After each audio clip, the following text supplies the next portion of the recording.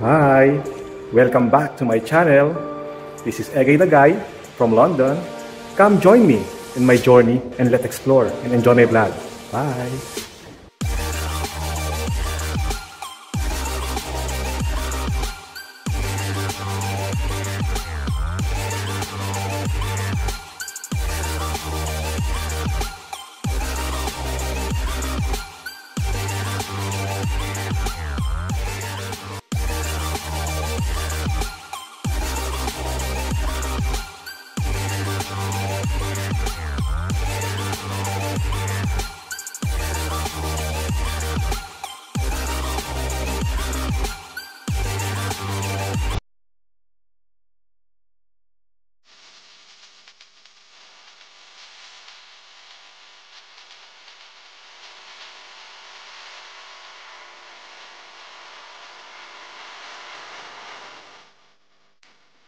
Hi!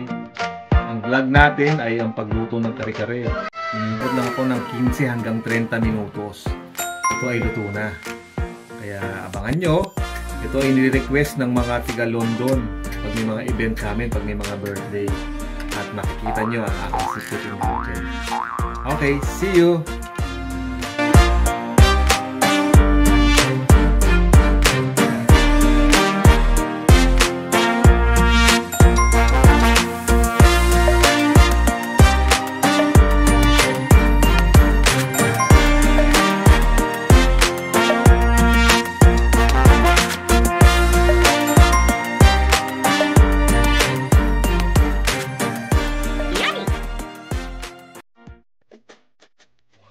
Gandang umaga. This is Egay the Guy from London. Magluluto tayo ngayon ng kare-kare. Hintayin nyo lang. At magluluto tayo ng masarap dito sa London. Ito ang aking background sa likod. Ang aking hardin.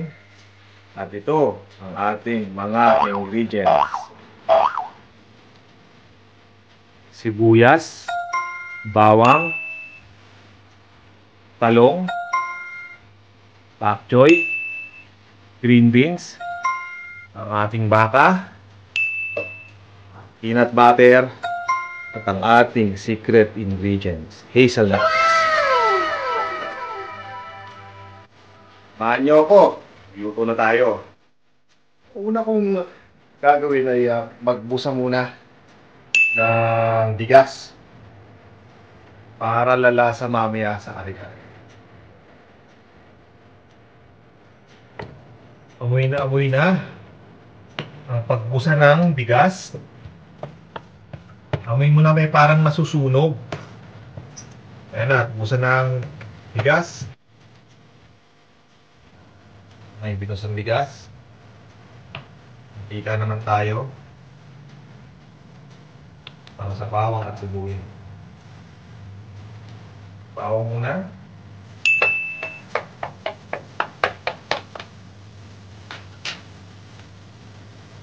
Abang sakpot siya ng bawang, dinidikdik ko na rin ang ating binusang bigas. At dito, pinapakulaw ko na yung ating baka. Yung sabaw na yan, tatanggalin ko kasi ang kailangan ko naman yung peanut butter. Kaya para may extra sabaw pa tayo.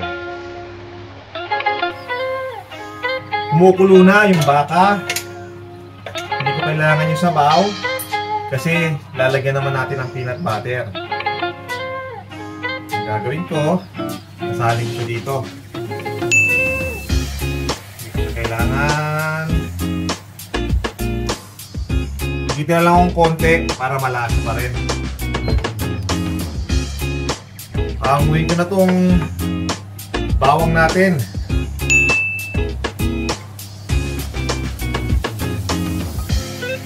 Lalagyan natin mamaya yan sa ibabaw ng kare-kare.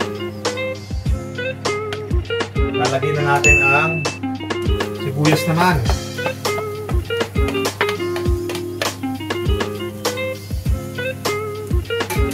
Dahil matagal lumambot ang talong, ilagay na natin dito sa baka.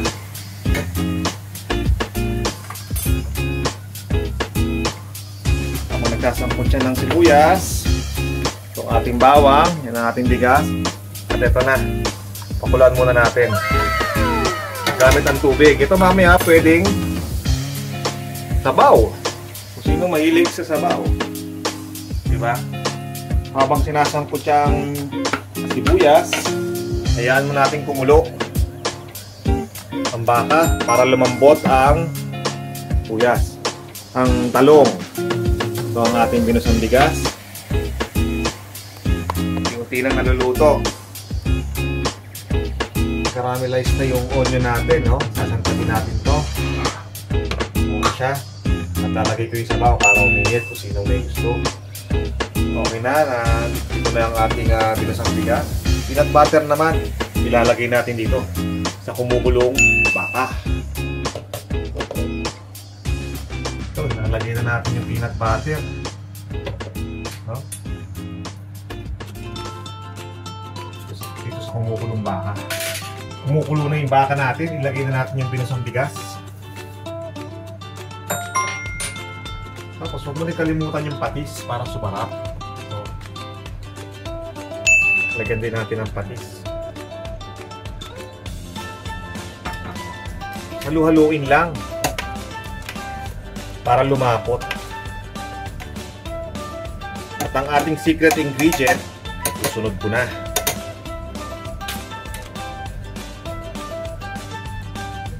Yung talong malambot na, kaya ilagay natin itong pak choy. Puti, masarap yan. At yung ating string beans.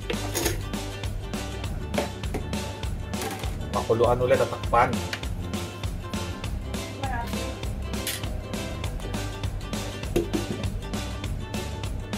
Ito na ang ating secret ingredient. Muli nilalagay namin ito sa waffle. Lalagay na natin sa kare-kare.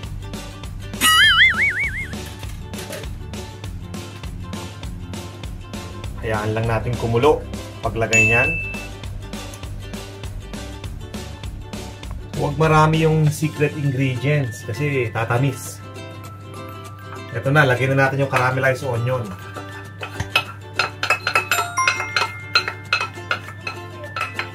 So, yung natira dyan, lalagay ko yung bawang. Nanibili namin sa Pinoy Store. Lumasa siya. Habang kumukulo na, ilagay ang ating pak choy.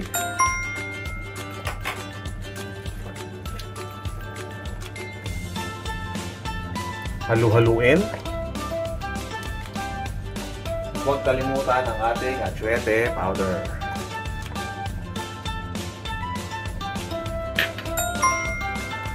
Tayo lang. Naamoy ko na. Ang sarap ng amoy. At ako'y gutom na.